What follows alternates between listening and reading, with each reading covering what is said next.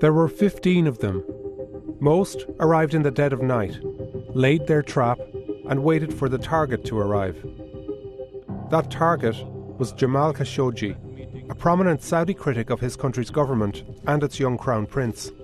He is creating an environment of intimidation and fear. Saudis are being silenced.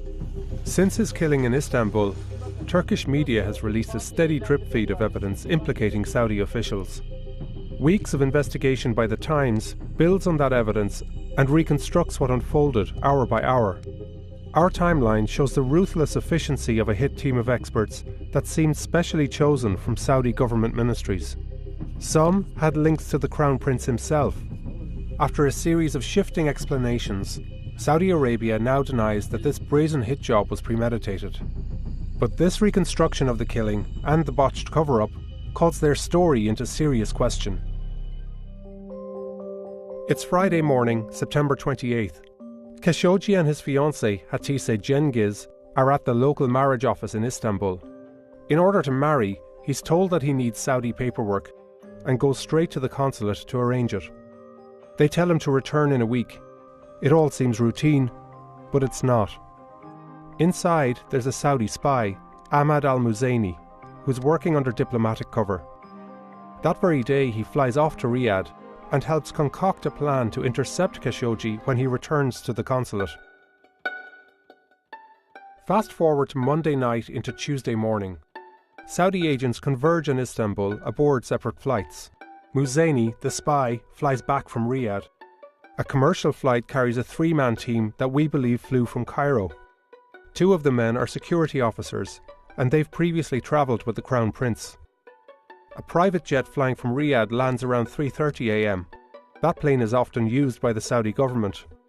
And it's carrying 9 Saudi officials, some who play key roles in Khashoggi's death.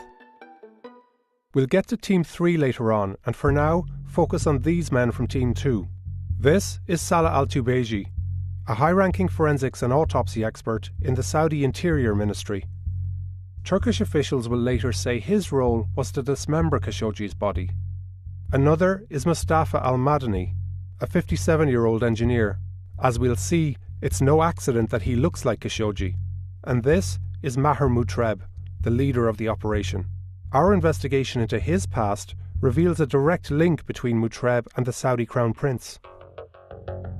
When bin Salman toured a Houston neighbourhood earlier this year, we discovered that Mutreb was with him, a glowering figure in the background. We found him again in Boston, at a UN meeting in New York, in Madrid, and Paris too. This global tour was all part of a charm offensive by the Prince to paint himself as a moderate reformer. Back then, Mutreb was in the Royal Guard. Now he would orchestrate Khashoggi's killing. And his close ties to the Crown Prince beg the question, just how high up the Saudi chain of command did the plot to kill go? Early Tuesday morning, Khashoggi flies back from a weekend trip to London. He and the Saudis nearly cross paths at the airport. The Saudi teams check into 2 hotels, which give quick access to the consulate. Khashoggi heads home with his fiancée. He'd just bought an apartment for their new life together. By mid-morning, the Saudis are on the move. Mutreb leaves his hotel 3 hours before Khashoggi is due at the consulate. The rest of the team isn't far behind. The building is only a few minutes away on foot, and soon they're spotted at this entrance. Mutreb arrives first. Next, we see Al-Tubeji, the autopsy expert, and Al-Madani, the lookalike. The stage is almost set. A diplomatic car pulls out of the consulate driveway and switches places with a van, which backs in. Turkish officials say this van would eventually carry away Khashoggi's remains. From above, we can see the driveway is covered, hiding any activity around the van from public view. Meanwhile, Khashoggi and his fiancée set out for the consulate, walking hand in hand. In their final hour together, they chat about dinner plans and new furniture for their home. At 1:13 p.m, they arrive at the consulate. Khashoggi gives her his cell phones before he enters. He walks into the consulate. It's the last time we see him. Inside, Khashoggi is brought to the Consul General's office on the second floor. The hit team is waiting in a nearby room. Sources briefed on the evidence told us Khashoggi quickly comes under attack. He's dragged to another room and is killed within minutes. Then, Al-Tubeji, the autopsy expert, dismembers his body while listening to music. Maher Mutreb makes a phone call to a superior. He says, "Tell your boss," and the deed was done. Outside, the van reportedly carrying Khashoggi's body pulls out of the side entrance and drives away. At the same time, the Saudis begin trying to cover their tracks. While Khashoggi's fiancée waits here where she left him, two figures leave from the opposite side.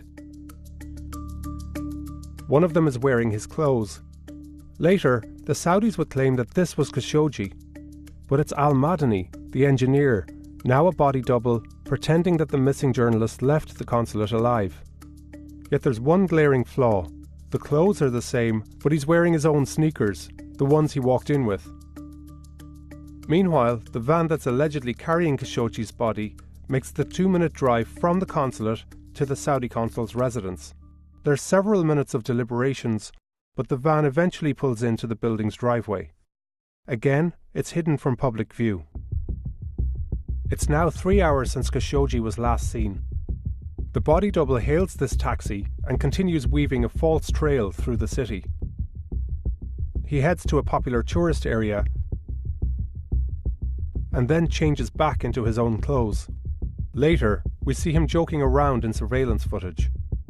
Over at the airport, more Saudi officials arrive on another flight from Riyadh. They spend just 5 hours in Istanbul, but we're not sure where they go.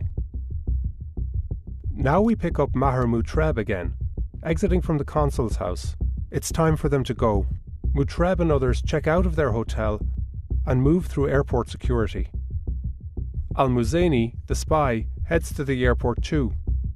But as they're leaving Istanbul, Khashoggi's fiancée is still outside the consulate, pacing in circles. She'll soon raise the alarm that Khashoggi is missing, and she'll wait for him until midnight. The alarm spreads around the world. 9 days later, the Saudis send another team to Istanbul. They say it's to investigate what happened, but among them are a toxicologist and a chemist who also has ties to the hit team. He and Tubeji attended a forensics graduation days before Khashoggi was killed. Turkish officials later say that this team's mission was not to investigate, but to cover up the killing. Now the Saudi story has changed, and prosecutors are seeking the death penalty for several suspects in Khashoggi's killing. But that doesn't include Crown Prince Mohammed bin Salman, who many Western government officials are convinced authorized the killing. Khashoggi's remains still haven't been found.